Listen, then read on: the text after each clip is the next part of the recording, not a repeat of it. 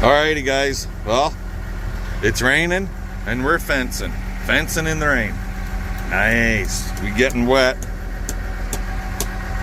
Just checking this fence over quick, but I know up here through the bush there's a spot. What's wrong? Yeah, you're getting wet. There's a spot where a fucking tree fell on the fence. And we want to get our cows moved into this bush pasture. So, a couple hours out here, we'll be done. And then we can move the cows out here. We hope a couple hours. And then we should be able to hook up to a trailer and deliver it to Weyburn and go visit the daughter, son-in-law, and grandkids. And yeah, fun. Let's get her done. We'll catch you guys a little bit later. Yeah, I'll say one thing, guys. The grass is growing like no tomorrow. It looks really good. The grass in the bush pasture is awesome this year. But with that, some of the freaking skeeters are the size of horseflies. There's some big skeeters out here. Forward motion. It's nice, like when we can drive along and check our fences, but it ain't gonna be much longer and we won't be able to see the fence line due to the friggin' trees growing up. So anyway, we're gonna continue. We'll talk to you later. Look at this, guys. Grass in the pasture is heavy enough that it's all lodged over. See that?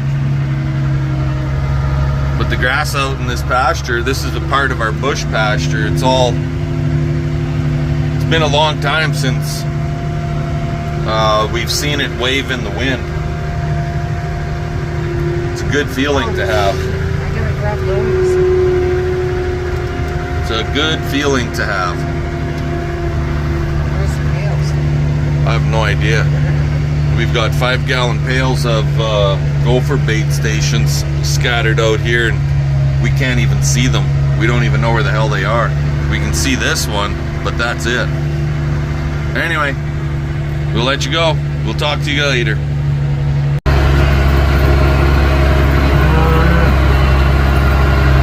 Come on, girls!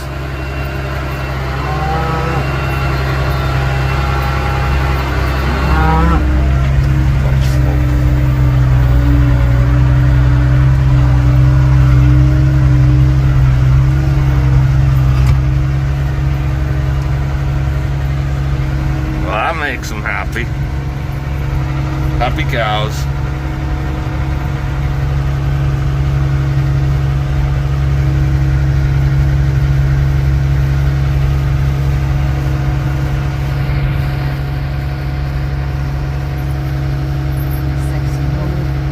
Yeah, there's Sheriff.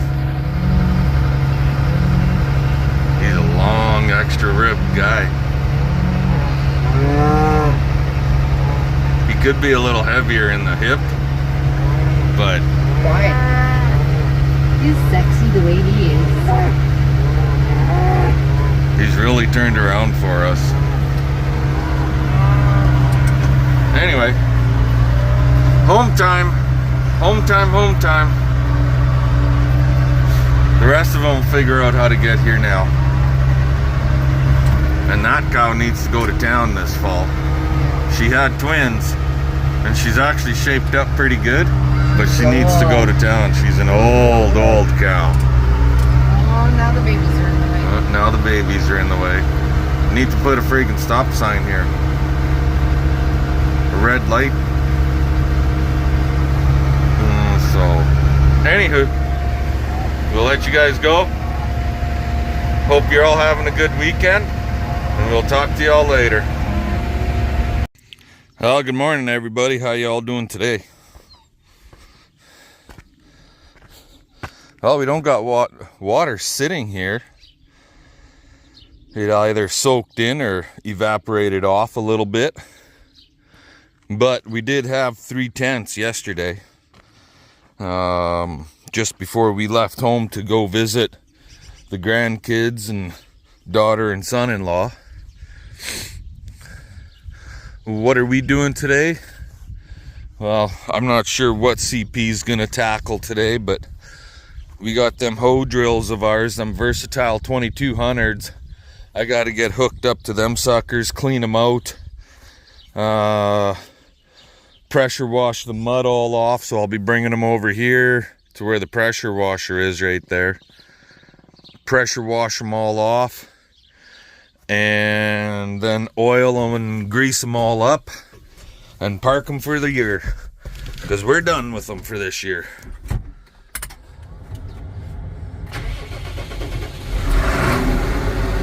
And at 5 o'clock this morning, it was so foggy.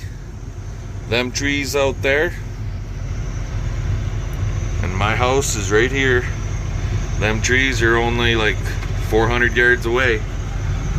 You couldn't see the trees. So, yeah, she's a foggy one this morning.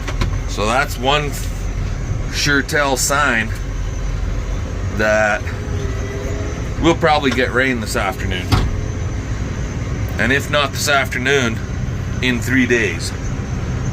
And by the long range forecast, still got water sitting on the driveway here a little bit.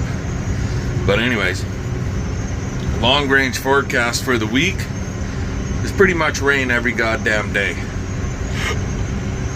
So that kind of sucks when we want to pour concrete on there. And how do you cover the concrete with a tarp so it doesn't get saturated and the tarp doesn't lay down right on top of the concrete? And I don't want to have steel pegs in the ground in the concrete to help hold the tarp up. So yeah, it's gonna be, we're gonna have to pick and choose what the hell day come tomorrow, what the hell day we order our concrete. Anyways, until then, we need to clean this sucker up and get it put away. So I'll let you guys go while I'm cleaning that up, and we'll bring you back a little bit later on. Talk to you all then. Morning, everybody. How you doing today? And happy Canada, well, not Canada Day, happy Independence Day to all of our American friends. Happy birthday, Tristan. And happy birthday, Tristan, to our son. He's an independent one. Yes. Anyway, what are we doing? I'll show you. So the other day, you guys remember me screaming my face off and ranting about Mazer Group New Holland and their service and how they didn't even have clean air filters? So now, before we put this thing back to work, here, I want to show you something. They didn't even clean the rads. You see that? That's friggin', that is not acceptable at all. Now wait, it gets better, guys. And the biggest reason I'm doing this, it's not necessarily, well, maybe a little bit to slam Mazer, but to show Mazer New Holland their service department, what kind of, look at that. Like, there's no reason why this thing should be full of straw. We have moved 2 bales with this thing so far. They went into that feeder right there, and I got to put a bale in there because just to keep them content for a little while. But why are these rads so goddamn full of garbage in there, right? If this tractor was fully serviced and field ready, like, look at this. It should not look like this. It's just shoddy workmanship. Here, I'm gonna try and clean my cam off. So yeah, not acceptable. So anyway, what are we doing? We're gonna blow these out because I got some cultivation to do. We had a light sprinkle of rain last night, and it's supposed to rain today. There's a risk of 60 or 70%. And tomorrow it's up to 80-90%. And Wednesday is down to 10 and 20% chance. And then Thursday, Friday, Saturday, anywhere from 70 to 90% chance of more rain. There's a lot of guys that have hay on the ground, but we don't. I did service the one hay bind so far, but that was it. Just that one. Because I figure there's no point if it's going to be raining every friggin' day, right? I wonder if I can unbolt this sucker. Lift it out of the way so I can fold that out of the way better. So anyway, that's what's going on here right now. I'm going to let you guys go. And we'll bring you back a little bit later when I get it cleaned up. Alrighty guys, so what are we doing now? Well, I think if I didn't say it before, I'll say it now. We cultivating. That's what we doing. This is a roughly 48 acre piece. This little patch. Excuse me. It's organic ground, so we can't spray it. And we can't fertilize it, at least not with your natural fertilizer. Well, I can fertilize it with a natural fertilizer, but I can't fertilize it with a synthetic fertilizer. That basically what that means. You go to the your egg dealer, your local egg store, and you buy fertilizer in bags or by the ton. You pick it up to the truck and you put it in the ground. It's like a granular or a little tiny pellet. Anyway, we can't do that on organic ground. There is some organic fertilizers out there that we can use, but not local to my area. The closest thing to an organic fertilizer that I can use is cow manure. And if I'm going to spread cow manure on rented organic land 2.5 miles away, I'll spread it on my own land less than half a mile away, because trucking costs money. Anyway, so now this little patch of ground that we're on, it should have been cultivated a long friggin' time ago. But once we got done seeding, we didn't, we had lots of other things going on. And then we had quite a bit of wet ground out here. And I was hoping for it to dry down really nice. And to some extent, it actually did dry down really nice.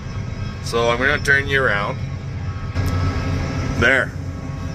Now I did one pass right here. That green stuff on the other side, that's our green feed forage barley mixed with alfalfa and smooth brome grass. And it's coming up really nice. It looks really good. So, and from what I can see driving down the edge, the alfalfa and grass is all there. But anyway, this stuff, yeah, it looks like we should have left it alone and just cut it and baled it. And theoretically, yeah, we could do that. But it's so bloody rough out here, I ain't doing it. So we're gonna, the hope is with organics, they have what they call a green manure plow down. So I'm hoping, like lots of the weeds are in flower right now, like the wild mustard, and that's really the only thing that's in flower. The twitch grass, the tall stuff, it's in shot blade and making seed. So what I'm hoping is that by hitting it now, it'll act like a really good green manure plow down. I actually seeing this field was supposed to have clover in it, and there's clover right there, by golly, but it's really patchy. So that clover, yeah, if I kill it, I kill it, whatever, but it'll act like a green manure plow down too. So yeah, it's gonna have to be hit a few times. Come in here with the disc and help chop all this stuff up. But I'm cultivating it first to break the ground up for the first time this year.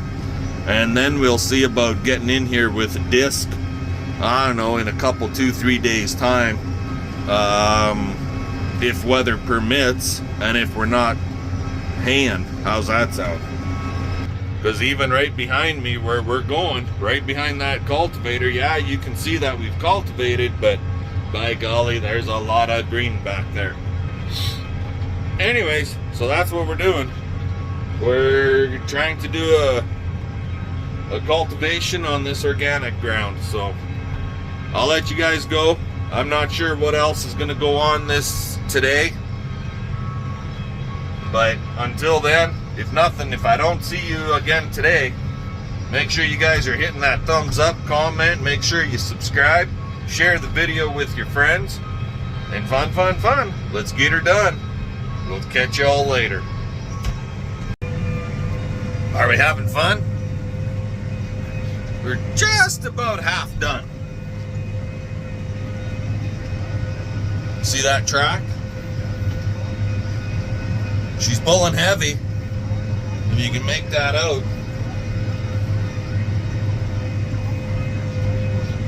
But it's raining. Raindrops on the windshield. Ain't got no cold beer in my hand. I could probably write a country song about this if I wanted to. But on one hand, with this plow down on this organic land,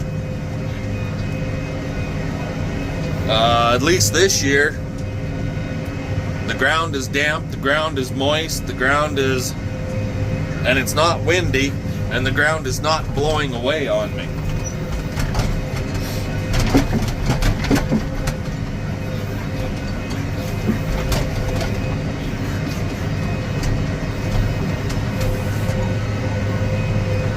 I basically did 4 rounds around the outside edge to give me lots of turning radius, because when I come to my headlands, I'm not actually pulling the cultivator out of the ground. Lots of guys say, you gotta pull the cultivator out. If you do a big wide corner, it's not so stressful on the shanks and whatnot. But yeah, so we're trying to give her. We're going as quick as I can without shaking the shit out of the tractor, myself, and the cultivator. We're doing 4.5 on 22 feet. That should be good enough. But yeah, she's going to need a couple passes. I think a good heavy disking, or a good disc down in a couple, 2-3 days, depending on how much rain we get and how wet it is. But that would work quite well. And then maybe a good harrowing after that. Harrow it down. That'll smoothen it out really nice. And we'll just have to stay on top of it for the rest of the year, right? Because next year, this chunk of land is getting seeded to alfalfa and brome grass. That's the plan for it anyways. So if we can get control of some of the weeds, the quack grass I'm not too concerned with, because that quack grass, if it grows into the hay, it makes a good feed for the cattle too. Anywho, we're gonna keep going until it gets too wet and we're just sitting here spinning our wheels. So we'll talk to you guys later. Well guys, I guess we gotta shut her down. She's just getting too darn wet. So there it is. It's actually a 24 foot. I think it's called a 550 Morris deep till, but I took the outside shank on either side, the very outside shank off, so it's a 22 foot, and it does the job. I don't really care for this cultivator. If I could find another one,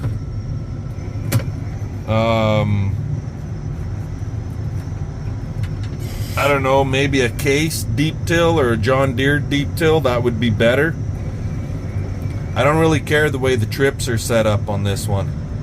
But anyways, with all that said, we're gonna call her quits. I'm gonna jump out, get wet, pull the hoses, pull the pin, and head for home. We'll catch you guys later.